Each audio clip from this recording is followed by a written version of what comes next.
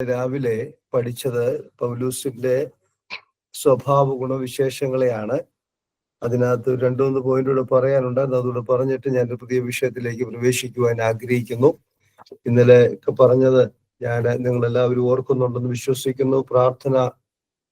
തുടർമാനമായ പ്രാർത്ഥനയുടെ സ്വഭാവമുള്ള പൗലൂസ്ലീഹായെ നമ്മൾ കണ്ടു. അതുപോലെ നല്ല നന്ദി കരയേറ്റുന്ന, എല്ലാ വിഷയത്തിനും നന്ദി കരയേറ്റുന്ന പൗലൂസ്ലീഹായെ നമ്മൾ കണ്ടു. നല്ല സാക്ഷ്യത്തിനുടമയായ പൗലൂസ്ലീഹായെ കണ്ടു.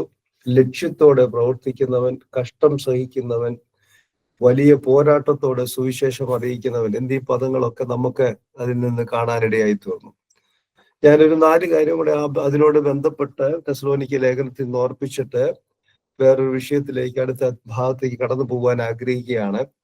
പൗലൂസ്ലീഹായുടെ മറ്റൊരു പ്രധാനപ്പെട്ട ഒരു രീതി നമുക്ക് പഠിക്കുമ്പോൾ മനസ്സിലാക്കാൻ സാധിക്കുന്നത്, അതിന്റെ 2-ാം അധ്യായത്തിന്റെ 2-ാം വാക്യത്തിന്റെ ഒടുവിലേക്ക് കടന്നു വരുമ്പോൾ തന്റെ മറ്റൊരു വലിയ പ്രധാനപ്പെട്ട കാര്യം കാണാൻ സാധിക്കുന്നത്, താന് ധൈര്യത്തോടെ സുവിശേഷം അറിയിക്കുന്ന ഒരു പൗലൂസ്ലീഹായെ നമുക്കവിടെ കാണാൻ സാധിക്കുന്നുണ്ട്. കറേജിയസ്, ധൈര്യത്തോടെ പ്രവർത്തിക്കുന്ന ഒരു പൗലൂസ്ലീഹ. അപ്പോസ്തലന്മാരെ കുറിച്ച് എല്ലാം പഠിക്കുമ്പോൾ അവരുടെ സുവിശേഷ മേഖലയിലെ വളർച്ചയുടെ ഏറ്റവും പ്രധാനപ്പെട്ട കാരണം എന്ന് പറയുന്നത് അവരുടെ ധൈര്യമാണ്. അതാണ് നമുക്ക് അപ്പോസ്തല പ്രവൃത്തി 4-ാം അധ്യായം 13-ാമത്തെ വാക്യത്തിൽ കാണാൻ സാധിക്കുന്നു. പത്രോസിന്റെയും യോഹന്നാന്റെയും ധൈര്യം കണ്ട് അവിടുത്തെ ജനങ്ങൾ ഞെട്ടിപ്പോയി. നമ്മൾ വായിക്കുകയാണ്, ഇവര് വിദ്യാഭ്യാസമൊക്കെ ഇല്ലാത്തവരാ, പഠിപ്പില്ലാത്തവരാ, എങ്കിലും അവരുടെ ധൈര്യം കണ്ട് നമ്മളവിടെ വായിക്കുന്നുണ്ട്. എന്ത് ചെയ്യുന്നു? ധൈര്യത്തോടെ അവർ സുവിശേഷം പറയുന്ന കണ്ട് ജനങ്ങള് ഞെട്ടിപ്പോകുന്നതായിട്ട് കാണാൻ സാധിക്കുന്നു. പ്രിയമുള്ളവരെ, ഞാൻ ഇന്ന് രാവിലെ ഒരു കാര്യം ഓർപ്പിക്കുവാൻ ആഗ്രഹിക്കുന്നു. മിഷൻ ഫീൽഡിലുള്ളവരെ സംബന്ധിച്ചിടത്തോളം അല്ലാത്തവരെ സംബന്ധിച്ചിടത്തോളം ഒക്കെ നമ്മൾ പഠിക്കുമ്പോൾ ഒരു വളരെ പ്രധാനമായി മനസ്സിലാക്കാൻ സാധിക്കുന്ന ഒരു കാര്യം, ദൈവം ഒരു പ്രത്യേക ബലം, ഒരു ധൈര്യം ഫീൽഡിൽ നിൽക്കുന്നവരെ കുറിച്ച് പഠിക്കുമ്പോൾ മനസ്സിലാക്കാൻ സാധിക്കുന്നുണ്ട്. ഞാൻ പല സന്ദർഭങ്ങളിൽ പല മേഖലയിൽ ചെന്നപ്പോൾ എനിക്ക് കാണാൻ സാധിച്ചിട്ടുണ്ട്, വെറും സാധാരണക്കാരായ ആൾക്കാരെ ദൈവം ശക്തമായി എടുത്ത് ഉപയോഗിക്കുന്നത് എനിക്ക് മനസ്സിലാക്കുവാൻ സാധിച്ചു. ഇന്നലെ എനിക്ക് ഒരാളെ, വില്ലേജിൽ പ്രവർത്തിക്കുന്ന ഒരാളെ കാണാനിടയായി തീർന്നു.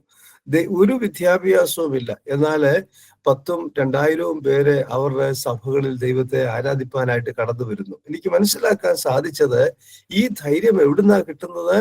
ദൈവത്തിന്റെ പരിശുദ്ധാത്മാവ് ഉള്ളിലേക്ക് കടന്നു വരുമ്പോൾ അവരെന്ത് ചെയ്യാന്നറിയാമോ? അവരെ വളരെ ധൈര്യത്തോടുകൂടി കർത്താവിന്റെ വചനം പ്രഘോഷിക്കുന്നതായിട്ട് കാണുവാൻ സാധിക്കുന്നു. ധൈര്യം ചോർത്തിക്കളയുന്ന, തമിഴിലൊരു പദമുണ്ട്, ചോർന്നു പോകുക എന്ന് പറയും. ഈ ചോർത്ത് കളയുന്നത് ആരാന്നറിയാമോ? പിശാചാണ്. അതാണ് നമ്മൾ യഹോവയായ ദൈവം തോട്ടത്തിലേക്ക് കടന്നു വന്നപ്പോൾ ആദാമേന്ന് വിളിച്ചപ്പോൾ എന്ത് സംഭവിച്ചെന്നറിയോ? ഒളിച്ചു. അവിടെ ഭയമുണ്ടായി. ഈ ഭയം കൊണ്ട് കൊടുക്കുന്നത് പിശാചാണ്. എന്നാൽ പരിശുദ്ധാത്മാവ് ഉള്ളിലേക്ക്, ഒരു വ്യക്തിയുടെ ഉള്ളിലേക്ക് കടന്നു വരുമ്പോൾ എന്ത് ചെയ്യും? തൻ്റെ ഭയങ്ങളെല്ലാം മാറി ധൈര്യത്തോടെ നിൽക്കുന്നതായിട്ട് കാണാൻ സാധിക്കും. അതാണ് നമുക്ക് പൗലൂസ്ലീഹായെ കുറിച്ച് പഠിക്കുമ്പോൾ കാണാൻ സാധിക്കുന്നത്. ധൈര്യത്തോടെ സുവിശേഷം പറയുന്ന, അല്ലെങ്കിൽ ധൈര്യത്തോടെ പ്രബോധിപ്പിക്കുന്ന, ധൈര്യത്തോടെ ആത്മാക്കളെ നേടുന്ന ഒരു സ്വഭാവത്തിന്റെ ഉടമ. പ്രിയമുള്ളവരെ, നമ്മുടെയൊക്കെ ജീവിതത്തിൽ ഇത് വളരെ അനിവാര്യമായിട്ട് നമുക്ക് കാണാൻ സാധിക്കുന്നു. അടുത്തത് 8-ാമതായിട്ട് നമുക്ക് പഠിക്കാൻ സാധിക്കുന്ന ഒരു കാര്യം എന്ന് പറയുന്നത്, 2-ാം അധ്യായം അതിന്റെ 4-ാമത്തെ വാക്യത്തിൽ, തെസ്സലോനിക്ക ലേഖനം 1 തെസ്സലോനിക്കർ 2:4 കാണാൻ സാധിക്കുന്നു, ദൈവത്തെ പ്രസാദിപ്പിക്കുക, ദൈവത്തെ പ്രസാദിപ്പിച്ചുകൊണ്ട് ശുശ്രൂഷ ചെയ്യുക. ഇന്ന് പല പ്രവർത്തനങ്ങളും പ്രസ്ഥാനങ്ങളും ഒക്കെ മനുഷ്യനെ സുഖിപ്പിക്കുന്നതാക്കി മാറിക്കൊണ്ടിരിക്കുക. മനുഷ്യനെ സന്തോഷിപ്പിക്കുന്ന നിലയിൽ അവരൊരു പറയുന്ന രീതിയിൽ കാര്യങ്ങൾ കൊണ്ടുപോവുക. ദർശനം നഷ്ടപ്പെട്ടിട്ട് ട്രാക്ക് മാറി ഓടുന്ന അനേക പ്രസ്ഥാനങ്ങളെ കാണാൻ സാധിക്കുന്നുണ്ട്. എന്നാൽ ഇവിടെ ഒരു പ്രത്യേകത നമുക്ക് കാണാൻ സാധിക്കുന്നു. താൻ വേറൊന്നുമില്ല, ദൈവത്തെ പ്രസാദിപ്പിക്കുക. അതാണ് അവിടെ നമുക്ക് വായിക്കുവാൻ സാധിക്കുന്നുണ്ട്. താൻ ദൈവത്തെ പ്രസാദിപ്പിച്ചു. മനുഷ്യരെ പ്രസാദിപ്പിക്കുവാൻ താൻ താല്പര്യപ്പെടുന്നില്ല. ഞാൻ മനുഷ്യരെ പ്രസാദിപ്പിക്കുന്നു എങ്കിൽ ദൈവത്തെ പ്രസാദിപ്പിക്കത്തില്ല എന്നാണ് താൻ വളരെ വ്യക്തമായിട്ട് അവിടെ രേഖപ്പെടുത്തിയിരിക്കുന്നത്. വിശദീകരിക്കാൻ സമയമില്ലല്ലോ. 2 തിമോത്തിയോസ് 2-ാം അധ്യായം അതിന്റെ 15-ാമത്തെ വാക്യത്തിൽ പൗലൂസ്ലീഹ തിമോത്തിയോസിന് ഒരു ലേഖനം എഴുതുമ്പോൾ താൻ ഇങ്ങനെ പറയുന്നുണ്ട്, ദൈവത്തിന് കൊള്ളാവുന്നവനായി നിൽപ്പാൻ ശ്രമിക്കുക. ദൈവത്തിന് കൊള്ളാവുന്നവനായിട്ട്.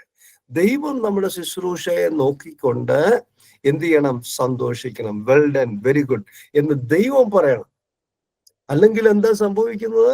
പലപ്പോഴും മിഷൻ പ്രവർത്തനങ്ങൾ തകർന്നു പോകും. അതുകൊണ്ട് ഇന്ന് രാവിലെ ഞാൻ നിങ്ങളോട് ഓർപ്പിക്കട്ടെ, നമ്മുടെ ഹൃദയത്തോട് തന്നെ ചോദിക്കാൻ, കർത്താവേ, ഞാൻ ചെയ്യുന്ന ശുശ്രൂഷയിലൂടെ അവിടുത്തെ നാമം എന്ത് ചെയ്യുന്നുണ്ടോ, മഹത്വപ്പെടുത്തുന്നുണ്ടോ എന്ന് നമ്മളൊന്ന് പരിശോധിക്കേണ്ടത് വളരെ അനിവാര്യമായ ഒരു കാര്യമാണ്. പൗലോസ്ലീഹയുടെ ശുശ്രൂഷയുടെ ഒരു പ്രവർത്തന രീതി ഞാൻ മനസ്സിലാക്കിയത് മറ്റ് ലേഖനങ്ങളൊക്കെ പഠിക്കുമ്പോൾ, പ്രത്യേകിച്ച് 2 കൊരിന്ത്യർ 13-ാം അധ്യായം 5-ാമത്തെ വാക്യമൊക്കെ പഠിക്കുമ്പോൾ നമുക്ക് അവിടെ ഒരു പ്രധാനപ്പെട്ട രീതി കാണാൻ സാധിക്കുന്നു. താന് ശുശ്രൂഷ ചെയ്യുമ്പോൾ തന്നെ താൻ ഒരു സ്വയ പരിശോധന നടത്തിക്കൊണ്ട ശുശ്രൂഷ ചെയ്യുന്നത്. ഞാനൊന്ന് ഓർപ്പിക്കട്ടെ, എന്താ? താൻ ഏത് ശുശ്രൂഷ ചെയ്താലും ആ ശുശ്രൂഷയിൽ താൻ എന്ത് ചെയ്യും? ഒരു സെൽഫ് എക്സാമിനേഷൻ എന്ന് പറയും. അതാണ് 2 കൊരിന്ത്യർ 13-5 വായിക്കുന്നത്. നിങ്ങൾ വിശ്വാസത്തിൽ ഇരിക്കുന്നു എന്ന് നിങ്ങളെ തന്നെ ശോധന ചെയ്ത് നോക്കുവീൻ, പരിശോധിപ്പീൻ. അവിടെയൊക്കെ ഉപയോഗിച്ചിരിക്കുന്ന പ്രത്യേക ഒരു പദത്തും നമ്മൾ അതിന്റെ റൂട്ട് മീനിങ് ഒക്കെ പഠിച്ചാൽ നമുക്ക് അതിന്റെ ആഴം മനസ്സിലാക്കാൻ സാധിക്കും. ഞാൻ ഈ ട്രാക്കിൽ തന്നെയാണോ ഓടുന്നത്? ഞാൻ കൃത്യമായി ട്രാക്ക് തെറ്റിയിട്ടുണ്ടോ? പ്രിയമുള്ളവരെ, ഇന്ന് രാവിലെ ഞാൻ നിങ്ങളോട് ഓർപ്പിക്കട്ടെ, നമ്മൾ ശുശ്രൂഷ ചെയ്യുമ്പോൾ ദൈവം നമുക്ക് തന്നൊരു ട്രാക്കാണ് ഈ വിശുദ്ധ വചനം. ഈ വചനമാകുന്ന ട്രാക്ക് തെറ്റി നമ്മൾ അറിയാതെ, പ്രസ്ഥാനം ഓടിക്കാതെ നമ്മൾ എന്ത് ചെയ്യണം? ദൈവം പറയുന്ന കാര്യങ്ങളിൽ മുമ്പോട്ട് പോകാനായിട്ട് ശ്രമിക്കണം. പലപ്പോഴും പൗലോസ്ലീഹയുടെ മറ്റൊരു കാര്യങ്ങൾ നമുക്ക് കാണാൻ സാധിക്കുന്നുണ്ട്. അപ്പോസ്തല പ്രവൃത്തികൾ 16-ാം അധ്യായം വായിക്കുമ്പോൾ അവിടെ നമ്മൾ പഠിക്കുന്നുണ്ട്, പരിശുദ്ധാത്മാവ് തന്നോട് പറയാ, നോ എന്ന് പറഞ്ഞാൽ താൻ പിന്നെ പ്രൊസീഡ് ചെയ്യത്തില്ല. അതേസമയം പരിശുദ്ധാത്മാവ് പറയാ ഓക്കെ എന്ന് പറഞ്ഞാൽ നമ്മൾ എന്ത് ചെയ്യുക? അദ്ദേഹം പോകുന്ന ദൈവത്തിന്റെ ആത്മാവിൽ ആശ്രയിച്ച് ദൈവത്തെ പ്രസാദിപ്പിച്ചു കൊണ്ടുപോകുന്ന ഒരു പൗലോസ്ലീഹയെ നമുക്ക് അവിടെ കാണാൻ സാധിക്കുന്നു. അടുത്ത ഒരു മനോഹരമായ ഒരു പദമാണ് 9-ാമതായിട്ട് തന്റെ സ്വഭാവത്തിലൂടെ നമുക്ക് കാണാൻ സാധിക്കുന്ന 2-ാം അധ്യായം അതിന്റെ 7-ാമത്തെ വാക്യം. അവിടെ ഒരു പദം ഉപയോഗിച്ചിട്ടുണ്ട്, ആർദ്രതയോടെ എന്നൊരു പദം അവിടെ ഉപയോഗിച്ചിട്ടുണ്ട്. ആർദ്രതയോടെ. നിങ്ങൾ നോക്കിയേ, എന്നിട്ട് താൻ ആർദ്രതയോടെ എന്നുള്ള പദത്തിന് 2 ആലങ്കാരികമായ പ്രയോഗങ്ങൾ അവിടെ കൊടുത്തിട്ടുണ്ട്. എന്തൊക്കെയാണെന്നറിയോ? ഒരു അമ്മ തന്റെ കുഞ്ഞുങ്ങളെ പോറ്റും പോലെ. എന്നിട്ട് 2-ാം അധ്യായം 12-ാമത്തെ വാക്യത്തിൽ വായിക്കുമ്പോൾ അവിടെ മറ്റൊരു ഉദാഹരണം കൂടെ താൻ അവിടെ കൊടുത്തിട്ടുണ്ട്. അപ്പൻ, ഓരോരുത്തൻ അപ്പൻ മക്കള് എന്ന പോലെ 2 ആലങ്കാരികമായ പ്രയോഗങ്ങളാണ് അവിടെ കൊടുത്തിരിക്കുന്നത്. നമുക്ക് ആദ്യം നോക്കാം. അവിടെ ഉപയോഗിച്ചിരിക്കുന്നത് 2-ന്റെ 7-ാമത്തെ വാക്യത്തിൽ എന്താ ഉപയോഗിച്ചിരിക്കുന്നത്? ഒരമ്മ തന്റെ കുഞ്ഞുങ്ങളെ. ഇവിടെ നോക്കിയേ, പൗലോസ്ലീഹ തന്റെ കുഞ്ഞുങ്ങളെ കരുതുന്ന, അല്ലെങ്കിൽ താൻ പറഞ്ഞ സുവിശേഷത്തിലൂടെ മുമ്പോട്ട് കടന്നു വരുന്നവരെ താൻ പ്രബോധിപ്പിക്കുകയും അവരെ നടത്തുകയും ചെയ്യുന്നതിന്റെ ഒരു രീതി പറയുകയാണ്, ഒരമ്മ തന്റെ കുഞ്ഞിനെ കരുതുന്നത് പോലെ. നമ്മൾ വേദപുസ്തകം പഠിക്കുമ്പോൾ സംഖ്യാപുസ്തകത്തിൽ അതിന്റെ 11-ാം അധ്യായം 12-ാമത്തെ വാക്യത്തിൽ, സംഖ്യ 11-12 മോശ പറയുന്നുണ്ട്, ഇസ്രായേൽ മക്കളെ കുറിച്ച് പറയുമ്പോൾ പറയുന്നുണ്ട്, ഹൃദയത്തോട് ചേർത്ത് നിർത്തി നടത്തുന്ന ഒരു മാതാവിനെ കാണാൻ സാധിക്കും. ഒരു കുഞ്ഞിനെ കരുതുന്ന ഒരു മാതാവിന്റെ സ്വഭാവ ഗുണവിശേഷത്തെ കുറിച്ച് പഠിക്കുമ്പോൾ അവിടെ പറയുകയാണ്, ഹൃദയത്തോട് ചേർത്ത് നിർത്തുവാൻ ആഗ്രഹിക്കുന്ന ഒരു മാതാവിനെ കാണാൻ സാധിക്കുന്നു. അതുപോലെ തന്നെ നമുക്ക് കാണാൻ സാധിക്കുന്നു, ഓരോ കുഞ്ഞിന്റെയും വളർച്ച വളരെയധികം മോണിറ്റർ ചെയ്യുന്ന ഒരു മാതാവിനെ നമുക്ക് അവിടെ കാണാൻ സാധിക്കുന്നുണ്ട്. 3-ാമത് ഒരു മാതാവിന്റെ പ്രത്യേകത എന്താണെന്നറിയോ? സ്നേഹം. മാതാവിന്റെ സ്നേഹത്തെ കുറിച്ച് വേദപുസ്തകത്തിൽ ധാരാളം വിശദീകരിക്കുന്നുണ്ട്. അതിന് മനോഹരമായ ഒരു ഉദാഹരണവും നമുക്ക് ശലോമോന്റെ ജീവിതത്തോട് ബന്ധപ്പെട്ട് പഠിപ്പിക്കുമ്പോൾ കാണാൻ സാധിക്കുന്നു. ശലോമോൻ രാജാവായിരിക്കുന്ന സമയത്ത് 1 രാജാക്കന്മാരുടെ പുസ്തകം 3-ാം അധ്യായം 26-ാമത്തെ വാക്യത്തിൽ നമ്മൾ വായിക്കുന്നുണ്ട്, 2 സ്ത്രീകൾ ഒരു കുഞ്ഞിനെ ശലോമോൻ രാജാവിന്റെ അടുത്ത് കൊണ്ടുവന്നപ്പോൾ ശലോമോൻ രാജാവ് ഇതിന്റെ ഒറിജിനൽ ആരാന്ന് അറിയാൻ വേണ്ടി എന്ത് ചെയ്തു? ഒരു വാൾ കൊണ്ടുവരാൻ പറഞ്ഞപ്പോൾ യഥാർത്ഥ മാതാവ് ആരാണെന്ന് എന്ത് ചെയ്തു? കണ്ടുപിടിച്ചു. ഒരു മാതാവിന്റെ സ്നേഹം അവിടെ കാണാൻ സാധിക്കുന്നു. ഇവിടെ പൗലോസ്ലീഹ എന്തുകൊണ്ടാണ് ഒരു മാതാവിനെയും ഒരു പിതാവിനെയും ഇവിടെ ചിത്രീകരിച്ചിരിക്കുന്നത്?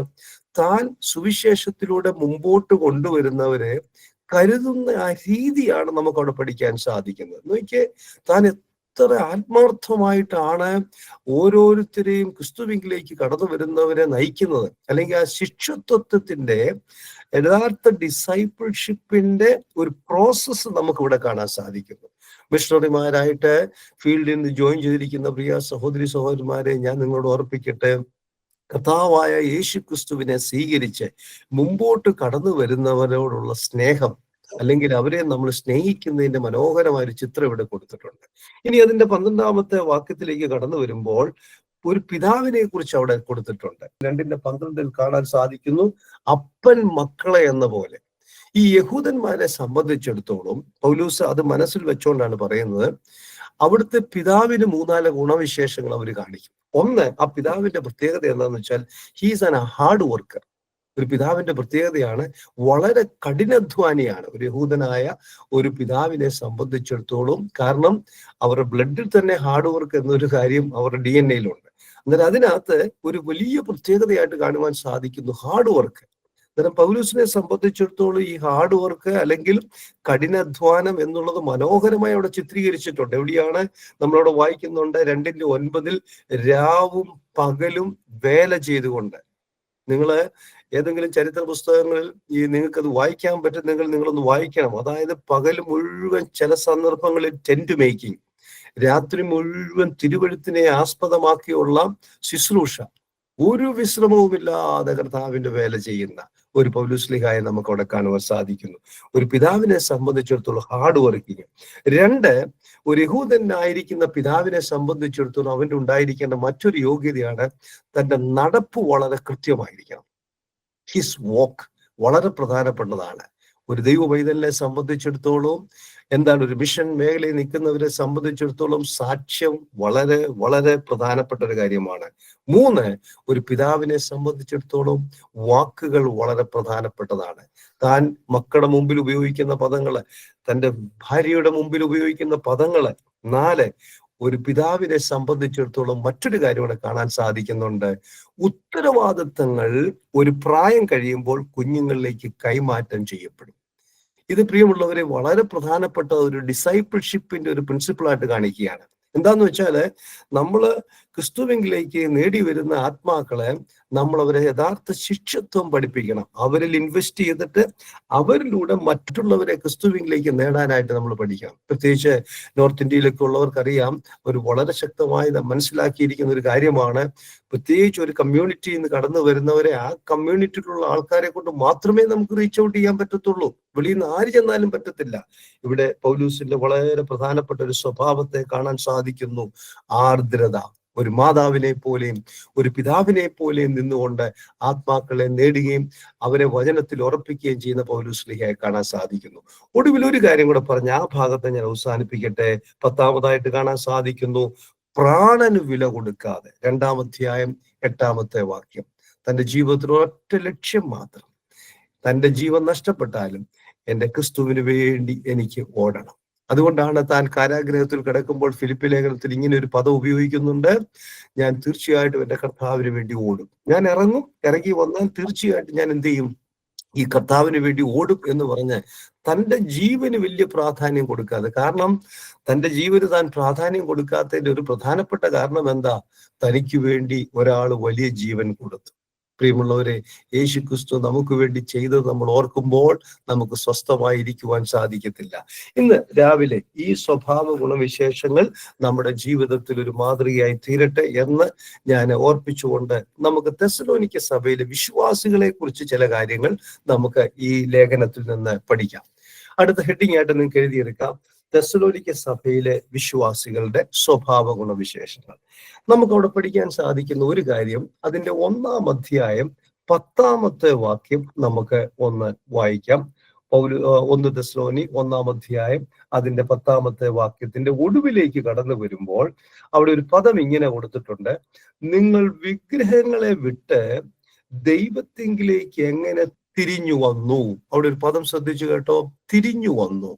അതിനെ ഗ്രീക്ക് ഭാഷയിൽ ഉപയോഗിച്ചിരിക്കുന്ന പദത്തിന്റെ അർത്ഥം മാനസാന്തരപ്പെട്ടു. നിങ്ങൾ നോക്കിയേ, ഒന്നാമതായിട്ട് നമുക്ക് ഈ തെസ്സലോനിക്ക വിശ്വാസികളെ കുറിച്ച് പഠിക്കുമ്പോൾ അവിടെ കൊടുത്തിരിക്കുന്ന ഒരു സ്വഭാവ കാര്യം എന്ന് പറയുന്നത്, അവരെന്ത് ചെയ്തു, ഒരു കാലത്ത് ജാതീയ വിഗ്രഹങ്ങളെ ആരാധിച്ച് കടന്നു വന്നവരാണ്. അവർക്ക് ജീവനുള്ള ദൈവം ആരാണെന്ന് അറിയത്തില്ലായിരുന്നു. അവരെന്ത് ചെയ്തെന്നറിയോ, സുവിശേഷം ജീവനുള്ള ദൈവത്തെ കുറിച്ച് കേട്ടപ്പോൾ അവരെന്ത് ചെയ്തു, ഉപേക്ഷിക്കേണ്ടതിനെ ഉപേക്ഷിച്ചുകൊണ്ട് മാനസാന്തരത്തിലേക്ക് കടന്നു വന്നു. ഇന്ന് രാവിലെ എന്നെ കേൾക്കുന്ന പ്രിയ സഹോദരി സഹോദരന്മാരെ, ഞാനൊരു കാര്യം ഓർപ്പിക്കട്ടെ. ക്രിസ്തീയ ജീവിതത്തിന്റെ പ്രഥമ പാഠം അല്ലെങ്കിൽ ആരംഭ പാഠം എന്ന് പറയുന്നത് മാനസാന്തരമാണ്. ഒരു വീണ്ടും ജനനത്തിന്റെ ആദ്യത്തെ പടി എന്ന് പറയുന്നത് മാനസാന്തരമാണ്. ഞാൻ ഒന്നുകൂടി ഓർപ്പിക്കട്ടെ, ഒരു നാണയത്തിന്റെ രണ്ട് വശങ്ങൾ പോലെയാണ് മാനസാന്തരവും വീണ്ടും ജനനവും.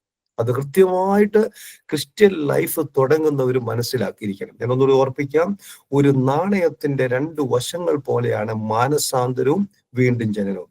മാനസാന്തരം കൂടാതെ വീണ്ടും ജനനമില്ല. വീണ്ടും ജനനത്തോട് മാത്രമുള്ള ഒരു ക്രിസ്ത്യൻ ലൈഫ് ഇല്ല. മാനസാന്തരപ്പെടണം, അല്ലെങ്കിൽ മനസ്സിന് ഒരു മാറ്റം ഉണ്ടാകണം. നമ്മള് പലപ്പോഴും കേട്ടിട്ടുണ്ട്, ഒരു കുഞ്ഞ് ജനിക്കുമ്പോൾ ആ കുഞ്ഞ് കരഞ്ഞില്ലെങ്കിൽ കുഞ്ഞിന് ചില പ്രയാസങ്ങൾ അതിന്റെ ഭാവിയിൽ ഉണ്ടാവും. ഒരാള് യേശുക്രിസ്തുവിലേക്ക് കടന്നു വരുമ്പോൾ ഒരു മാനസാന്തരത്തിന്റെ അവസ്ഥ, ഒരു കരഞ്ഞുള്ള ഒരു അവസ്ഥ, തകർന്ന ഒരു അവസ്ഥയിൽ നിന്ന് അവൻ കയറി വരുന്നില്ലെങ്കിൽ അവന്റെ വീണ്ടും ജനനം കൊണ്ട് യാതൊരു പ്രയോജനവുമില്ല. ഇന്ന് പകൽ ഞാൻ എന്നെ കേൾക്കുന്ന പ്രിയ സഹോദരി സഹോദരന്മാരോട് ഞാൻ ഓർപ്പിക്കട്ടെ, ആരെങ്കിലും ഇന്ന് ഈ പ്ലാറ്റ്ഫോമിൽ പങ്കെടുക്കുന്നവർ യഥാർത്ഥ മാനസാന്തരത്തിന്റെ അനുഭവത്തിലൂടെ അല്ലാതെ വീണ്ടും ജനനത്തിലേക്ക് പ്രവേശിക്കാൻ താല്പര്യപ്പെടുന്നുണ്ടെങ്കിൽ അത് വചന വിപരീതമാണ് എന്ന് കാണാൻ സാധിക്കുന്നു. കർത്താവായ യേശു ക്രിസ്തു ഒരു പിതാവിന്റെ രണ്ട് മക്കളെ കുറിച്ച് പഠിപ്പിച്ചു. നമ്മൾ പ്രത്യേകം കേട്ടിട്ടുണ്ട്, മുടിയനായ പുത്രൻ എന്നൊക്കെ പറഞ്ഞ് നമ്മൾ പഠിപ്പിക്കുന്ന ആ ചെറുപ്പക്കാരനെ കുറിച്ച് കേൾക്കുന്നുണ്ട്. ആ ചെറുപ്പക്കാരൻ പന്നിയെ വളർത്തിക്കൊണ്ടിരുന്നപ്പോൾ അവൻ എന്തുണ്ടായി? ഒരു മാനസാന്തരത്തിന്റെ അവസ്ഥയുണ്ടായി. അയ്യോ, ഞാൻ എൻ്റെ പിതാവിനോടും സ്വർഗത്തോടും പാപം ചെയ്തു. നിങ്ങൾ നോക്കിയേ, അതാണ് അവന്റെ ജീവിതത്തിൽ വലിയൊരു മാനസാന്തരം ഉണ്ടാക്കി. പ്രത്യേകിച്ച് അവന് 3 മേഖലകളിലാണ് മാനസാന്തരം ഉണ്ടായത്. അത് നമ്മുടെയും ജീവിതത്തിൽ വളരെ ആവശ്യമാണ്. ഏതൊക്കെയാണെന്നറിയോ? ഒന്ന്, എഴുതിയെടുക്കേണ്ടവർ വളരെ പ്രധാനമായി ഓർത്തിരിക്കണം. ഒന്ന്, ബുദ്ധിയുടെ മേഖലയിൽ നമുക്കൊരു മാനസാന്തരം വേണം. നമ്മൾ ഇന്റലക്ച്വൽ ആയിരിക്കുന്ന മേഖലകളിൽ നമുക്കൊരു മാനസാന്തരം. എന്തിനാ ഈ ബുദ്ധിയുടെ മേഖലയിൽ മാനസാന്തരം വേണമെന്ന് പറയുന്നത്? നമ്മൾ ബുദ്ധിയുടെ മേഖലയിൽ നമ്മൾ മാനസാന്തരപ്പെട്ടില്ലെങ്കിൽ എന്താ സംഭവിക്കുന്നത് അറിയാവോ? നമ്മൾ ദൈവത്തിൽ ആശ്രയിക്കുന്നതിന് പകരമായിട്ട് നമ്മുടെ ബുദ്ധിയിൽ ആശ്രയിക്കും. അത് പിശാചിന്റെ ഏറ്റവും വലിയൊരു തന്ത്രമാണ്. ഇന്ന് പകല് നിങ്ങൾ വളരെ ശ്രദ്ധിക്കണം. നമ്മൾ പൂർണ്ണമായി ദൈവത്തിൽ ആശ്രയിക്കപ്പെടണമെന്നുണ്ടെങ്കിൽ നമുക്കൊരു ബുദ്ധിയുടെ മേഖലയിൽ ഒരു മാനസാന്തരം ഉണ്ടാകണം. 2, നമുക്ക് വേണ്ട രണ്ടാമത്തെ മാനസാന്തര മേഖലയാണ് വികാര മേഖല, ഇമോഷണൽ. ആ വികാര മേഖലയിൽ നമുക്കൊരു മാനസാന്തരം ഇല്ലെങ്കിൽ എന്ത് സംഭവിക്കുന്നറിയാവോ? വലിയ അപകടമാണ്. വേണ്ടാത്ത തീരുമാനങ്ങൾ എടുക്കും, വൈകാരികമായ തീരുമാനങ്ങൾ എടുക്കും, അവസാനം ഒന്നും എങ്ങും ചെന്ന് എത്തിക്കാത്ത ഒരു നിലയിലേക്ക് കടന്നു പോകും. ചിലരൊക്കെ മിഷൻ ഫീൽഡിൽ പറയും, ഞാൻ ഇപ്പം സപ്പോർട്ട് ചെയ്തേക്കാവെന്ന് പറഞ്ഞ് വാക്ക് കൊടുക്കും. ഇത് കേട്ടോണ്ട് നമ്മൾ എന്ത് ചെയ്യും? പ്രൊജക്ടുകൾ ആരംഭിക്കും, 1 മാസം സപ്പോർട്ട് ചെയ്യും, പരിപാടി നിർത്തും. പ്രിയമുള്ളവരെ, അതിന് പറയുന്ന പേരാണ് വൈകാരികമായ ഡിസിഷൻ. അതൊരിക്കലും പാടില്ല, അത് അപകടത്തിലേക്ക് എത്തും. 3, ഒരു പ്രധാന മേഖലയിൽ മാനസാന്തരം വേണ്ടത് തീരുമാന മേഖലയിലാണ്. എടുക്കുന്ന തീരുമാന മേഖല നിങ്ങൾ നോക്കണം. ബുദ്ധി, വികാരം, ഇച്ഛാശക്തി. ഇതെന്തിനെ കാണിക്കുന്നറിയോ? ഒരു മനുഷ്യന്റെ പേഴ്സണാലിറ്റിയുടെ 3 അടിസ്ഥാന എലിമെന്റ്സ് ആണിത്, ഘടകങ്ങളാണ്. വ്യക്തിത്വത്തിന്റെ 3 അടിസ്ഥാന മേഖലകളിൽ നമുക്ക് മാനസാന്തരം ഉണ്ടായെങ്കിൽ നമ്മുടെ ക്രിസ്ത്യൻ ലൈഫ് സക്സസ്ഫുൾ ക്രിസ്ത്യൻ ലൈഫായിട്ട് മാറാൻ സാധിക്കും. എന്നാൽ ഇന്ന് പ്രഭാതത്തിൽ ഞാൻ നിങ്ങളെ ഓർപ്പിക്കട്ടെ, ഒന്നാമതായിട്ട് നമുക്ക് അവിടെ പഠിക്കാൻ സാധിക്കുന്ന ഒരു പ്രധാനപ്പെട്ട പാഠം, തെസ്സലോനിക്ക വിശ്വാസികളെ സംബന്ധിച്ചിടത്തോളം അവർ നല്ല ഒരു വീണ്ടും ജനനത്തിന്റെ സ്റ്റാർട്ടിങ്ങോടുകൂടിയാണ് അവർ ക്രിസ്ത്യൻ ലൈഫ് ആരംഭിച്ചത്. ഇനി നമുക്ക് രണ്ടാമത് പഠിക്കാൻ സാധിക്കുന്ന ഏറ്റവും വലിയൊരു ഗുണം, അതിന്റെ 1-ാം അധ്യായം അതിന്റെ 6-ാമത്തെ വാക്യത്തിൽ 2-ാമത്തെ ക്വാളിറ്റി നമുക്ക് കാണാൻ സാധിക്കുന്നുണ്ട്. അവർ എന്ത് ചെയ്യുന്നറിയോ? വചനം കൈക്കൊണ്ടു. Number 2, they received the word of God. ദൈവത്തിന്റെ വചനം കൈക്കൊള്ളുക. ഇന്ന് പ്രഭാതത്തിൽ ഞാൻ ഓർപ്പിക്കാനുള്ള ഒരു പ്രധാനപ്പെട്ട കാര്യം, നിങ്ങൾക്ക് ഒരുപക്ഷെ അറിയാതിരിക്കും, ഞാൻ ധാരാളം വർഷങ്ങളായിട്ട് അനേക സ്ഥലങ്ങളിൽ യാത്ര ചെയ്യുന്ന ഒരാളാണ്. ഇന്ന് മുഴുവൻ എന്നെ ഏറ്റവും കൂടുതൽ വേദനിപ്പിച്ചുകൊണ്ടിരിക്കുന്ന ഒരു കാര്യം, ധാരാളം പ്രവർത്തനങ്ങൾ നടക്കുന്നുണ്ട്, ധാരാളം കാര്യങ്ങൾ നടക്കുന്നുണ്ട്, പക്ഷെ എന്താ സംഭവിക്കുന്നറിയോ? പലയിടത്തും ദൈവത്തിന്റെ വചനം പ്രഘോഷിക്കപ്പെടുന്നില്ല. വചനമില്ല. വചനമില്ലാത്തത് കൊണ്ട് എന്താ സംഭവിക്കുന്നറിയാവോ? ആത്മാക്കൾക്ക് വളർച്ച ഉണ്ടാകുന്നില്ല. ആത്മാക്കൾ എന്ത് ചെയ്യുന്നില്ല? വളരുന്നില്ല. നിങ്ങളൊന്ന് ആലോചിച്ച് നോക്കിയേ, നമ്മുടെ ഭവനത്തിൽ ഒരു കുഞ്ഞ് ജനിക്കുന്നു. ആ കുഞ്ഞിന് ആ അതിന് വളർച്ചയ്ക്ക് ആവശ്യമായ പാല് കൊടുക്കുന്നില്ലെങ്കിൽ എന്ത് സംഭവിക്കും? ആ കുഞ്ഞിന് വളരാൻ സാധിക്കത്തില്ല. അതിന് ലഭിക്കേണ്ട പല പ്രതിരോധ ശക്തികളും അതിന് ലഭിക്കേണ്ട സമയത്ത് ലഭിക്കുന്നില്ലെങ്കിൽ എന്ത് ചെയ്യും? ആവശ്യമായ ന്യൂട്രീഷൻസ് സമയത്ത് ലഭിക്കുന്നില്ലെങ്കിൽ എന്താ സംഭവിക്കുന്നത്? അതിന്റെ വളർച്ച മുരടിക്കും. അതിന്റെ ജീവിതം ഇടയ്ക്ക് വെച്ച് നശിച്ചു പോകും, എന്നേക്കുമായി തകർന്നു പോകും.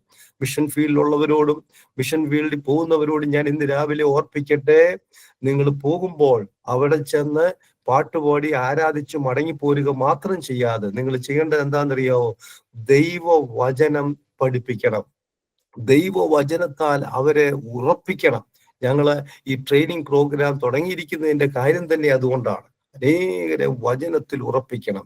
പ്രിയമുള്ളവരെ, ദൈവവചനമില്ലെങ്കിൽ പെർസിക്യൂഷന്റെ സമയത്തൊക്കെ ആൾക്കാർക്ക് പിടിച്ചു നിൽക്കാൻ പറ്റത്തില്ല. കാരണം അവർക്ക് ബേസ് ഇല്ല. എന്താണ് നമ്മുടെ വിശ്വാസത്തിന്റെ ബേസ് എന്ന് പറയുന്നത്? നമ്മുടെ മാഗ്ന കാർട്ട, നമ്മുടെ കോൺസ്റ്റിറ്റ്യൂഷൻ എന്ന് പറയുന്നത് എന്താണ്? ദൈവവചനമാണ്. വചനം പറയുന്നതിന്റെ അടിസ്ഥാനത്തിലാണ് നമ്മൾ ചെയ്യുന്നത്. അതുകൊണ്ട് വചനത്തിന് പ്രാധാന്യം കൊടുക്കണം. ഇങ്ങനെ ഒരു വചനം ദൈവം നമുക്ക് നൽകി തന്നോർത്ത് നമുക്ക് ദൈവത്തിന് സ്തോത്രം ചെയ്യാം. ഏബ്രഹാം ലിങ്കൻ ഇങ്ങനെ പറഞ്ഞു, the greatest gift God has ever given to human being is the Bible. ദൈവം മനുഷ്യന് കൊടുത്ത ഏറ്റവും വലിയൊരു സമ്മാനമാണ് ദൈവത്തിന്റെ വചനം. ഞാൻ പറയാതെ തന്നെ നിങ്ങൾ പലപ്പോഴും കേട്ടിട്ടുണ്ട്, നിങ്ങളിൽ പലരും പ്രസംഗിക്കുന്നതാണ്. നമ്മൾ പ്രാർത്ഥനയിലൂടെ യേശു ദൈവത്തോട് സംസാരിക്കുമ്പോൾ ദൈവം നമ്മോട് സംസാരിക്കുന്ന ഏതിലൂടെയാണ്? ദൈവവചനത്തിലൂടെയാണ്. അതുകൊണ്ട് പ്രിയമുള്ളവരെ, ഈ ദൈവവചനം എന്ത് ചെയ്തു? അവർ കൈക്കൊണ്ടു. നിങ്ങളുടെ എല്ലാവരുടെയും ജീവിതത്തിൽ വചനം പഠിക്കുന്നതിന് നിങ്ങൾ സമയം കണ്ടെത്തുകയും വചനത്തിന് പ്രാധാന്യം കൊടുക്കുകയും ചെയ്യണം. നമ്മൾ അപ്പോസ്തല പ്രവൃത്തികൾ 2-ാം അധ്യായം അതിന്റെ 41, 42 വാക്യങ്ങൾ നിങ്ങൾ പിന്നീട് വായിച്ചാൽ മതി. അപ്പോസ്തല പ്രവൃത്തികൾ 2-ാം അധ്യായം അതിന്റെ 41, 42 വാക്യങ്ങൾ അവിടെ വായിക്കുമ്പോൾ നമുക്ക് വളരെ മനോഹരമായ ഒരു പാഠം കാണാൻ സാധിക്കുന്നുണ്ട്. പത്രോസ് സുവിശേഷം പ്രസംഗിച്ചതിന്റെ അടിസ്ഥാനത്തിൽ അനേകർ യേശു ക്രിസ്തുവിനെ സ്വീകരിച്ചു. അനേകർ യേശു ക്രിസ്തുവിനെ സ്വീകരിച്ചു കഴിഞ്ഞപ്പോൾ 1-ാം നൂറ്റാണ്ടിലെ സഭ ചെയ്ത ഏറ്റവും പ്രധാനപ്പെട്ട കാര്യം എന്താണെന്നറിയോ? അവര് വചനം പഠിപ്പിച്ചു.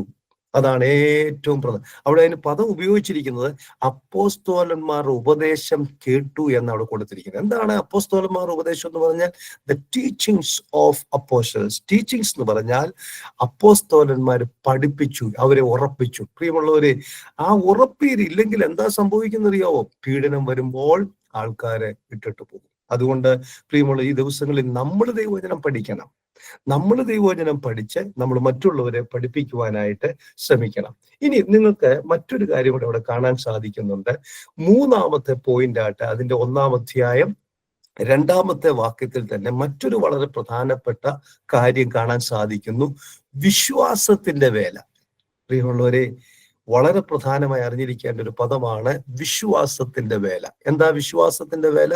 ഒരു വിശ്വാസ ജീവിതം ആരംഭിക്കുവാനായിട്ട് തെസ്സലോനിക്ക സഭയിലെ വിശ്വാസികൾ തീരുമാനമെടുത്തു. എന്താ അതിന്റെ അർത്ഥം എന്ന് പറഞ്ഞാൽ? ഒന്നുകൂടെ പറഞ്ഞു കഴിഞ്ഞാൽ ഞാൻ ഇങ്ങനെ ഓർപ്പിക്കട്ടെ, അവര് മറ്റൊന്നും കണ്ടോണ്ടല്ല കർത്താവിനെ പിൻപറ്റിയത്, കർത്താവിനെ മാത്രം നോക്കിക്കൊണ്ട് കർത്താവിന്റെ വേലയ്ക്ക് ഇറങ്ങി. ഒരു വലിയ അപകടം ഞാൻ നിങ്ങളോട് ഓർപ്പിക്കട്ടെ. നമ്മൾ മിഷൻ ഫീൽഡിൽ പോകുമ്പോൾ നമ്മൾ അതും ഇതും ഒക്കെ കൊടുത്ത ആൾക്കാരെ സഭയിലേക്കോ അല്ലെങ്കിൽ നമ്മുടെ പ്രാർത്ഥനയ്ക്കോ കൊണ്ടുവന്നു കഴിഞ്ഞാൽ അതിനകത്തൊരു അപകടം ഒളിഞ്ഞിരിപ്പുണ്ട്. എന്താണെന്നറിയോ? നാളെ അത് കൊടുക്കുന്നില്ലെങ്കിൽ ആരും എന്ത് ചെയ്യത്തില്ല? കടന്നു വരത്തില്ല. എനിക്കറിയാം ഒരു മിഷൻ ഫീൽഡിൽ ഉണ്ടായ ഒരു അപകടം. ഒരു വലിയൊരു പ്രൊജക്റ്റുമായിട്ട് വലിയൊരു സംഘടന കടന്നു വന്നു. അവര് അവിടെ വരുന്ന പ്രാർത്ഥനയ്ക്ക് പങ്കെടുക്കുന്ന ഓരോരുത്തർക്കും അവരെന്ത് ചെയ്തു? ധാരാളം കാര്യങ്ങളെയൊക്കെ കൊടുക്കാൻ തുടങ്ങി. പക്ഷെ ഞാൻ പറയുന്നതിനെ നിങ്ങൾ തെറ്റിദ്ധരിച്ച് കാണരുത്. എന്നാൽ എന്ത് സംഭവിച്ചെന്നറിയാവോ? ഇങ്ങനെയൊക്കെ പണവും അതിന്റെ സൗകര്യങ്ങളൊക്കെ കൊടുത്തത് കൊണ്ട് പലരും വന്നു. പക്ഷെ ആ പ്രൊജക്ട് നിന്നുപോയി. പിറ്റേ മാസം തൊട്ട് ദേവാലയത്തിലോട്ട് വന്നുകൊണ്ടിരുന്നവരുടെ എണ്ണവും എന്ത് ചെയ്തു? കുറഞ്ഞു. അതുകൊണ്ട് നമ്മൾ ഓരോ കാര്യങ്ങളെ കാണിച്ചു കൊണ്ടുവരാതെ കടന്നു വന്നൊരു വിശ്വാസത്തിൽ വന്നവർക്ക് എന്തെങ്കിലും കൈത്താങ്ങൽ കൊടുത്ത് അവർക്ക് ആവശ്യമായ ഒരു കൈത്താങ്ങൽ കൊടുത്താൽ ഏറ്റവും നല്ലതാണ്. ഇവിടെ കാണാൻ സാധിക്കുന്നു വിശ്വാസത്തിന്റെ വേല. ദൈവം ആഗ്രഹിക്കുന്നതും അപ്പോസ്തലന്മാർ നമ്മളെ പഠിപ്പിച്ചതുമായ ഏറ്റവും വലിയൊരു പാഠമാണ് വിശ്വാസത്തിന്റെ വേല ആരംഭിക്കുക. പ്രിയമുള്ളവരെ, നമ്മൾ വേദപുസ്തകത്തിലേക്ക് കടന്നു വരുമ്പോൾ എബ്രായ ലേഖനം 11-ാം അധ്യായം വായിക്കുമ്പോൾ എബ്രായ ലേഖനക്കാരൻ വളരെ വ്യക്തമായിട്ട് ചിത്രീകരിക്കുന്നുണ്ട് വിശ്വാസത്തിന് വേണ്ടി വില കൊടുത്തു നിന്ന ഭക്തന്മാരുടെ ഒരു വിശ്വാസം, ഒരു ലിസ്റ്റ്. ഞാൻ എപ്പോഴും ഓർപ്പിക്കുന്ന ഒരു സ്റ്റേറ്റ്മെന്റ് ഉണ്ട്. അതിങ്ങനെ ഞാൻ ഒന്നുകൂടി ഓർപ്പിക്കട്ടെ. വിശ്വാസം ഉള്ളത് കൊണ്ടല്ല വിശ്വാസ ജീവിതത്തിൽ തുടരുന്നത്, വിശ്വാസ ജീവിതത്തിലായി പോയത് കൊണ്ട് എന്ത് ചെയ്യുക? വിശ്വാസ ജീവിതം തുടരുകയാണ്. ഞാൻ ഒന്നുകൂടി ഓർപ്പിക്കട്ടെ. വിശ്വാസം ഉള്ളത് കൊണ്ടല്ല വിശ്വാസ ജീവിതം നയിക്കുന്നത്, വിശ്വാസ ജീവിതത്തിലായിപ്പോയി ഇനിയും പുറകോട്ട് പോകാൻ മേലല്ലോ, അങ്ങനെ മുമ്പോട്ട് പോകുന്ന ഒത്തിരി പേരുണ്ട്. അങ്ങനെ നമ്മൾ ജീവിക്കാതെ യഥാർത്ഥ വിശ്വാസത്തിന് വേണ്ടി വില കൊടുത്ത് നമ്മൾ മുമ്പോട്ട് പോയാൽ കർത്താവ് നമ്മളെ മാനിക്കും. എൻ്റെ മനസ്സിലേക്ക് ഓടി വരുന്ന ഒരു സംഭവം ഞാൻ നിങ്ങളോട് പറയട്ടെ. നിങ്ങൾക്ക് എല്ലാവർക്കും അറിയാവുന്ന വളരെ പ്രശസ്തനായ ഒരു ദൈവഭക്തനായിരുന്നു എം.വി. ചെറിയാൻ സാറ്. അദ്ദേഹത്തിന്റെ പാട്ടുകൾ നമ്മളും നമ്മുടെ പ്ലാറ്റ്ഫോമുകളിലൊക്കെ നമ്മൾ പാടാറുണ്ട്. ഒരു ദിവസം തന്റെ അധ്യാപന ജോലിയെല്ലാം വിട്ട് താൻ മധുര എന്ന സ്ഥലത്ത് സുവിശേഷ വേലയ്ക്ക് വേണ്ടി താൻ കടന്നുപോയി. താൻ അവിടെ ചെന്ന സമയത്ത് സാമ്പത്തികമായി വളരെയധികം ബുദ്ധിമുട്ടുകൾ, വിശ്വാസത്താലുള്ള ജീവിതം, കുഞ്ഞുങ്ങള് 2-3 പേര്, തനിക്ക് വേറെ വരുമാനമൊന്നുമില്ല. വർഷങ്ങൾക്ക് മുമ്പാണ്, എത്രയോ വർഷങ്ങൾക്ക് മുമ്പാണ് താൻ ഒരു ദിവസം രാവിലെ സുവിശേഷ വേലയ്ക്ക് വേണ്ടി ഇറങ്ങിയപ്പോൾ തന്റെ ഭാര്യ പറഞ്ഞു, അച്ചായ നമുക്കിന്ന് ഒന്നുമില്ല. അദ്ദേഹം പറഞ്ഞു, നമ്മൾ വിശ്വാസ വേലയ്ക്ക് വേണ്ടി വന്നതല്ലേ, കർത്താവ് നമുക്ക് വേണ്ടി കരുതിക്കും. പ്രിയമുള്ളവരെ, അദ്ദേഹം കർത്താവിലേക്ക് നോക്കി. താൻ വന്നതിന്റെ ലക്ഷ്യത്തോട് ബന്ധപ്പെട്ട് തന്റെ കാലം കൂടെയും തന്റെ ആ ഭായും ഒക്കെ തൂക്കിയിട്ട് ഞാൻ ഇങ്ങനെ പറഞ്ഞു കേട്ടതാണ്. അദ്ദേഹം ഇറങ്ങി, താൻ സുവിശേഷം പറയാൻ ഇറങ്ങി. താൻ ഇങ്ങനെ പോകുന്ന സമയത്ത് തന്റെ ഉള്ളിൽ നീറുന്നുണ്ടായിരിക്കാം, വേദനയുണ്ടായിരിക്കാം. തന്റെ ഭാര്യയോട് തനിക്ക് മറ്റൊന്നും പറയാനില്ല. ദൈവം കരുതുമെന്ന് പറഞ്ഞ് അദ്ദേഹം നടന്നു മുമ്പോട്ട് പോയപ്പോൾ, അന്നത്തെ കാലത്തൊക്കെ പള്ളി സ്കൂളുകളാണല്ലോ. അന്നേരം ഞാൻ യാത്രാമധ്യേ ഇങ്ങനെ ഒരു മനുഷ്യനെ കണ്ടിട്ട് പറഞ്ഞു, സാറേ അവിടെ ഒരു പള്ളി സ്കൂളില് ഒരു ഫോറിനർ വന്നിട്ടുണ്ട്, അദ്ദേഹത്തിന് ട്രാൻസ്ലേറ്റ് ചെയ്യാൻ ആരുമില്ല, സാർ ഒന്ന് ഹെൽപ്പ് ചെയ്യാൻ പറ്റും? അദ്ദേഹം മുമ്പോട്ട് പോകുന്ന സമയത്ത് അദ്ദേഹം ആ സ്കൂളിനെ ലക്ഷ്യമാക്കി അങ്ങോട്ട് പോയപ്പോൾ ആ സ്കൂളിന്റെ വാതിക്കൽ അന്ന് അവിടെ നിൽക്കുന്ന ഈ ഫോറിനറ് ഇദ്ദേഹത്തിന്റെ വരവ് കണ്ടിട്ട് ഇങ്ങനെ മാത്രം പറഞ്ഞു, പേരറിയത്തില്ല, യാതൊരു പരസ്പര പരിചയവുമില്ല. ഇദ്ദേഹത്തെ നോക്കിയിട്ട് ഇങ്ങനെ പറഞ്ഞു, mister Cherian, your Jesus is living. വേറൊന്നും പറഞ്ഞില്ല. ചെറിയാനെ, നിന്റെ യേശു എന്ത് ചെയ്യുന്നു? ജീവിക്കുന്നു. ഇതൊരു ബോംബ് തന്റെ ഹൃദയത്തിൽ വീണ പോലത്തെ അവസ്ഥയാണെന്നാണ് ഞാൻ പറഞ്ഞു കേട്ടത്. ഒരു ബോംബ് വീണ പോലെ. ഞാനിങ്ങനെ പിന്നെ കേൾക്കാനിടയായി തീർന്നു. താനെ ആ മനുഷ്യന് കരം കൊടുത്തിട്ട് ആ സ്കൂളിന്റെ പുറയിൽ പോയിരുന്നോണ്ട് എന്ത് ചെയ്തു? കരഞ്ഞ് നിലവിളിച്ചിനെ പറഞ്ഞു, എന്റെ കർത്താവേ, അങ്ങിന്നും ജീവിക്കുന്നതിനായി സ്തോത്രം. അങ്ങനെ അവിടെ ഇരുന്നുകൊണ്ട് താൻ എഴുതിയ പാട്ടാണ് യേശു ക്രിസ്തു ഇന്നും ജീവിക്കുന്നു, യേശു ക്രിസ്തു ഉയർത്ത് ജീവിക്കുന്നു. പ്രിയമുള്ളവരെ, നമ്മുടെ കർത്താവായ യേശു ക്രിസ്തു ജീവിക്കുന്നു. താൻ തിരിച്ച് ഭവനത്തിൽ വന്നപ്പോൾ തന്റെ വൈഫ് ഇങ്ങനെ ചോദിച്ചു, അച്ഛാ എന്തിനാ ഇത്രയും സാധനങ്ങളൊക്കെ കൊടുത്തു വിട്ടത്? നമുക്കിതൊന്നും വെക്കാൻ സ്ഥലമില്ല. അദ്ദേഹത്തിന്റെ വൈഫ് പറയാണ്, ആരോ കാളവണ്ടിയിൽ കൊണ്ട് ധാരാളം ഭക്ഷണങ്ങളും ധാരാളം വെജിറ്റബിൾസും മറ്റ് സാധനങ്ങളെല്ലാം കൊണ്ടു കൊടുത്തു. പ്രിയമുള്ളവരെ, വിശ്വാസത്താൽ കർത്താവിന് വേണ്ടി ചുവട് വെക്കുന്നെങ്കിൽ കർത്താവ് നമ്മുടെ കാര്യങ്ങളെ നടത്തുവാൻ മതിയായവരാണ്. സ്തോത്രം. അവങ്കിലേക്ക് നോക്കിയവർ പ്രകാശിതരായി, അവിടെ മുഖം ലജ്ജിച്ചു പോയില്ല. ഈ എളിയവൻ നിലവിളിച്ചു, യഹോവ കേട്ടു, സകല അനർത്ഥങ്ങളിൽ നിന്നും അവനെ വിടുവിച്ചു. പ്രിയമുള്ളവരെ, ഇങ്ങനെ ഒരു കർത്താവ് നമുക്കുള്ളതോർത്ത് നമുക്ക് ദൈവത്തിന് സ്തോത്രം ചെയ്യാം. നാലാമതായിട്ട് നമുക്ക് അവിടെ കാണാൻ സാധിക്കുന്ന മറ്റൊരു പ്രത്യേകത, അതിന്റെ 1-ാം അധ്യായം 6-ാമത്തെ വാക്യം അവിടെ വായിക്കുന്നുണ്ട്, ബഹു കഷ്ടം സഹിച്ചു. പൗലോസ് അവിടെ തെസ്സലോനിക്ക സഭയിലെ വിശ്വാസികളെ സംബന്ധിച്ചിടത്തോളം പൗലോസ് ലീഹ എടുത്തു പറയുന്ന ഒരു സ്വഭാവ ഗുണവിശേഷമാണ് ബഹു കഷ്ടം സഹിച്ചു. പ്രിയമുള്ളവരെ, ഇന്ന് രാവിലെ പ്ലാറ്റ്ഫോമിൽ ജോയിൻ ചെയ്തവരോട് ഞാൻ നിങ്ങളോടൊരു കാര്യം ഓർപ്പിക്കട്ടെ. ക്രിസ്തീയ ജീവിതത്തിൽ കഷ്ടതയുണ്ട്. ഒരിക്കലും ക്രിസ്തീയ ജീവിതത്തിൽ കഷ്ടതയില്ലാത്ത ജീവിതമില്ല. നമുക്ക് വ്യത്യസ്തങ്ങളായ പോരാട്ടങ്ങൾ വിവിധ നിലകളിൽ കടന്നു വരും. അതേതെല്ലാം രീതിയിലാണ് കടന്നു വരുന്നത് നമുക്ക് ആർക്കും പ്രതീക്ഷിക്കാൻ പറ്റത്തില്ല. അതുകൊണ്ട് നമ്മൾ എപ്പോഴും തയ്യാർ. അതുകൊണ്ടാണ് അവിടെ കാണാൻ സാധിക്കുന്നു ബഹു കഷ്ടം, വിവിധങ്ങളായ കഷ്ടങ്ങള്. ആ കഷ്ടത്തെ കുറിച്ച് പദങ്ങൾ മാത്രം പറഞ്ഞ് ഞാൻ അവസാനിപ്പിക്കട്ടെ, എന്റെ സമയം കഴിഞ്ഞു. 3-ാം അധ്യായം 1-ാമത്തെ വാക്യത്തിൽ കാണാൻ സാധിക്കുന്നു 4 വിധങ്ങളിലുള്ള കഷ്ടങ്ങളാണ് അവിടെ രേഖപ്പെടുത്തിയിരിക്കുന്നത്. 3-ന്റെ-1 സഹിച്ചുകൂടാത്ത കഷ്ടം. നോക്കിയേ, അവരെ കൊണ്ട് ബെയർ ചെയ്യാൻ പറ്റുന്നില്ല. 2, പൗലോസ് അവിടെ പ്രത്യേകം പറയുന്നുണ്ട് 3-ന്റെ-2 കഷ്ടതയിൽ എന്ത് ചെയ്യരുത്, കുലുങ്ങിപ്പോകരുത്. ഇനി 3-ാം അധ്യായം 3-ാമത്തെ വാക്യത്തിൽ പറയാണ് കഷ്ടത നമുക്ക് നിയമിക്കപ്പെട്ടിരിക്കുന്നു. അതിന്റെ 4-മതായിട്ട് 3-ന്റെ-4 കാണാൻ സാധിക്കുന്നു കഷ്ടത അനുഭവിക്കും തോറും ദൈവത്തിന് സ്തോത്രം ചെയ്യാം. 3-ന്റെ-1, 3-ന്റെ-2, 3-ന്റെ-3, 3-ന്റെ-4. ഇന്ന് എന്നെ കേൾക്കുന്ന പ്രിയ സഹോദരി സഹോദരന്മാരെ, നമുക്കൊരു വരമായിട്ട് കർത്താവ് കഷ്ടത തന്നിരിക്കുകയാണ്. കർത്താവിന് വേണ്ടി നമ്മൾ കഷ്ടപ്പെട്ടാൽ നമ്മൾ അവന്റെ കൂടെ പോകും. കഷ്ടം വന്നാൽ ലജ്ജിക്കരുത്. ഈ നാമം ധരിച്ചിട്ട് കർത്താവിനെ മഹത്വപ്പെടുത്തുക അത്രേ വേണ്ടത്. ഇന്ന് പ്രഭാതത്തിൽ എന്നെ കേൾക്കുന്ന സഹോദരി സഹോദരന്മാരോട് ഓർപ്പിക്കട്ടെ, ആരെങ്കിലും ഏതെങ്കിലും വേദനയോടുകൂടെ ഇന്നത്തെ പകലിനെ ഭയപ്പെട്ടുകൊണ്ട് ഈ ക്ലാസ് റൂമിലേക്ക് പ്രവേശിച്ചിട്ടുണ്ടെങ്കിൽ ഞാൻ ഒരു കാര്യം നിങ്ങളെ ഓർപ്പിക്കട്ടെ, കർത്താവ് നമ്മളെ കൈവിടത്തില്ല. ഒരു മനോഹരമായ ഒരു ട്രാൻസ്ലേഷൻ ഞാൻ കഴിഞ്ഞ ദിവസം വായിക്കാനിടയായി തീർന്നു. ഞാൻ നിന്നെ കൈവിടുകയുമില്ല ഉപേക്ഷിക്കുകയുമില്ല എന്നുള്ളൊരു ട്രാൻസ്ലേഷൻ ഇങ്ങനെയാണ്: ഞാൻ നിന്നെ കൈവിടുകയുമില്ല, ഞാൻ നിന്നെ ചതിക്കുകയുമില്ല. ഒരുപക്ഷെ നമ്മുടെ സ്നേഹിതർ നമ്മളെ ചതിക്കും, ഒരുപക്ഷെ നമ്മുടെ ബന്ധുക്കാരും വീട്ടുകാരും ചതിക്കും, ദൈവം നമ്മളെ ചതിക്കത്തില്ല. ഇത്ര വിശ്വസ്തനായ ഒരു ദൈവത്തിങ്കിലേക്ക് നോക്കി ഇറങ്ങിയാൽ ആരെയും ദൈവം ലജ്ജിപ്പിക്കത്തില്ല. പോളികാർപ്പ് ഇങ്ങനെ വിളിച്ചു പറഞ്ഞു, കഴിഞ്ഞ 88 വർഷമായി അവൻ എനിക്കൊരു ദോഷവും ചെയ്തിട്ടില്ല, അവനെ ഞാൻ കൈവിടത്തില്ല, അവൻ എന്നെ കൈവിടത്തില്ല. ഇന്ന് പകല് നെഞ്ചോട് കൈ ചേർത്ത് പിടിച്ചിട്ട് ഇങ്ങനെ പറയാൻ പറ്റുമോ? ഈ കർത്താവിനെ ഞാൻ സേവിക്കും, ഈ കർത്താവിനെ ഞാൻ സ്നേഹിക്കും, ഈ കർത്താവിനെ കുറിച്ച് മറ്റുള്ളവരോട് പറയും. ദൈവം ഈ വചനങ്ങളാൽ നിങ്ങളെ എല്ലാവരെയും അനുഗ്രഹിക്കുമാറാണ്.